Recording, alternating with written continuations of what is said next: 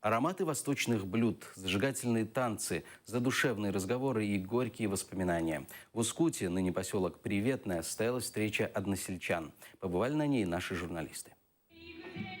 Встречи односельчан в Ускуте традиционно начинаются с молитвы в единственной в селе мечети Джума-Джами, у которой находится памятник жертвам депортации.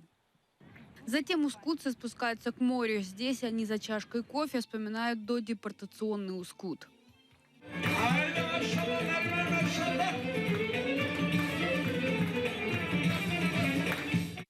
История Базира Мамута, который был депортирован из Ускута в 4-летнем возрасте, похожа на тысячи других историй крымских татар, переживших роковой май 44-го. Долгая дорога в душном вагоне в Среднюю Азию, голод и лишения в местах ссылки и тернистый и нелегкий путь возвращения на родину. Но самые тяжелые для Базира воспоминания о потере близких и родных. Двое умерли у нас в депортации. Это моя сестреночка и мой брат, 17-летний. Я уже плачу. Я уже плачу.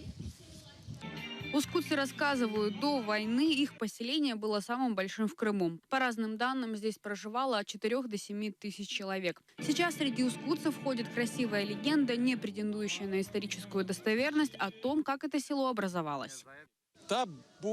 Есть такая легенда, что еще во времена султанов-сельджуков было небольшое восстание воинов, но их не казнили, а поселили здесь.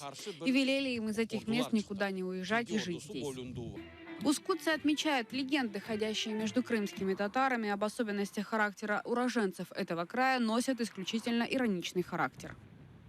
Ну, конечно, это шутки. Ускутцы не вредные, они просто принципиальные. И они настоящие патриоты. Встреча односельчан традиционно завершилась выступлением известных ускутцев Виджея Кашки и Рустема Меметова.